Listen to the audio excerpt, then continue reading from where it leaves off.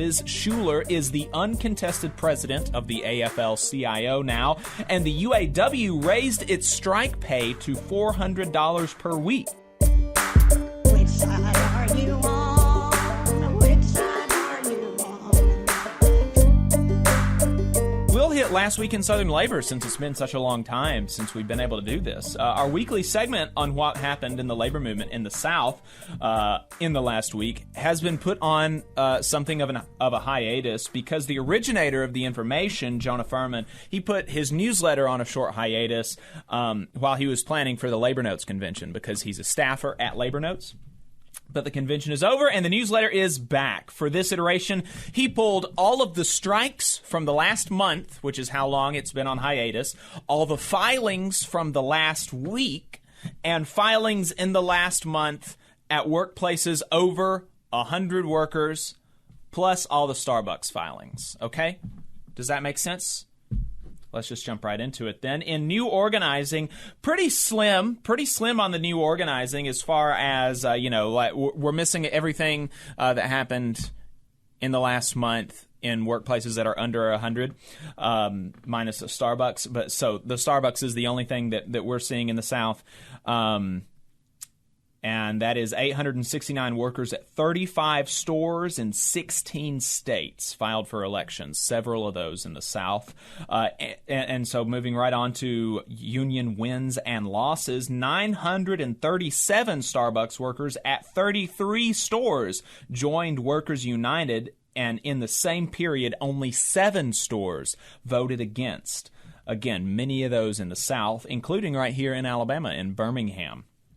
111 workers who run McDonald's food supply chain for Martin Brower in Garner, North Carolina, voted 32-60 against joining Teamsters Local 391. And 2 unions in South Carolina are fighting over 70 guards with the Federal Protective Service, plus 33 guards at a former nuclear site in Aiken, South Carolina, are joining the International Guards Union of America Local 159. There was a little bit more news in strikes and bargaining. First up, 115,000 railroad workers just inched closer to what would be a massive strike, though it does remain unlikely since the Railway Labor Act allows for the convening of a presidential emergency board in case of high-impact labor disputes. The Railway Labor Act is a separate carve-out of labor law that private sector rail workers and airplane workers are under instead of the NLRA, and it is a lot more convoluted, and workers have a lot less freedom under the Railway Labor Act than they do under the NLRA, which is an issue. At least one of the unions involved, the Brotherhood of Locomotive Engineers, which is an affiliate of the Teamsters, is taking a strike vote, though, even if it is just pro forma at this point.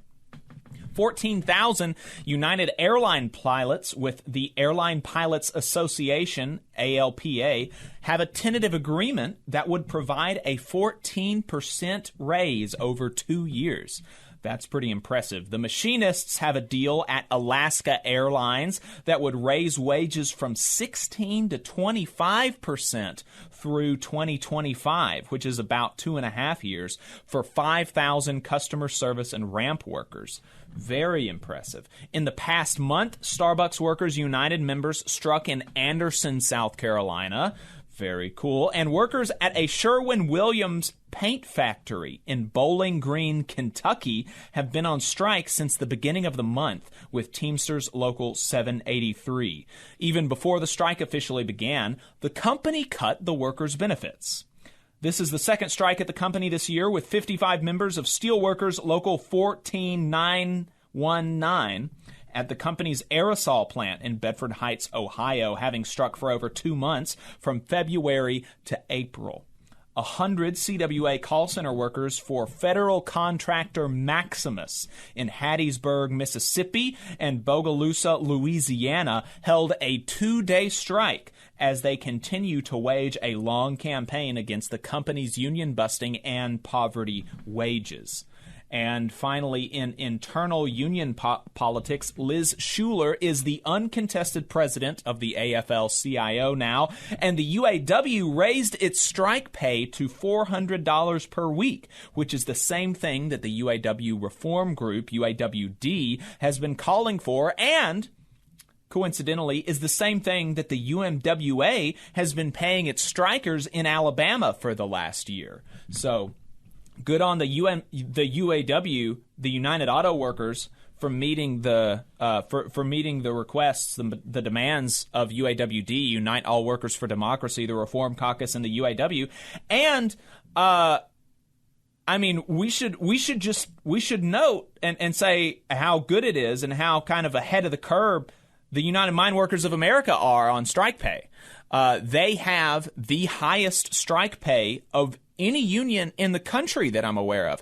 The BCTGM union, which was the union representing Nabisco and Kellogg strikers, their strike pay was something like $75 or $150 a week, where the UAW had been for decades at $275 a week, and the UMWA has been paying $400 a week. So, obviously $400 a week, $1,600 a month is not a lot.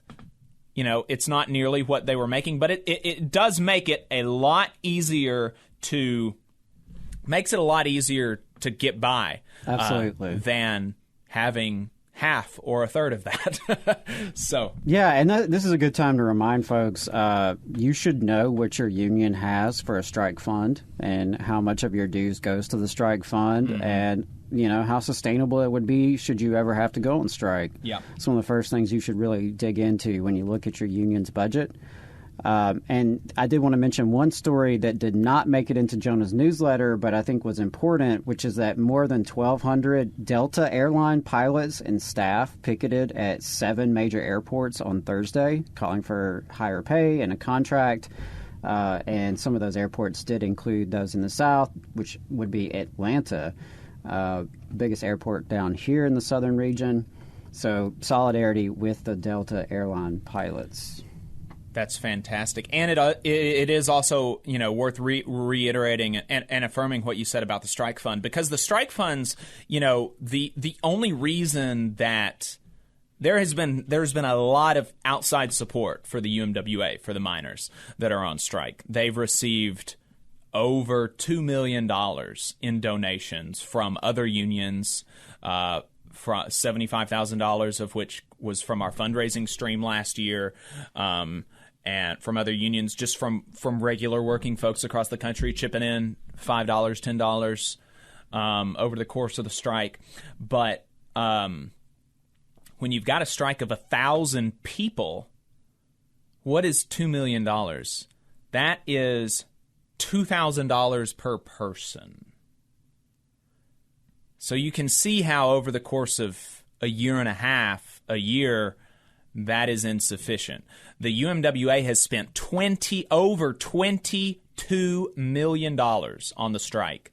And it is only possible to spend that much money on a strike because the miners in Alabama and miners across the country and Canada for decades have been putting through their dues $5, $10 every week.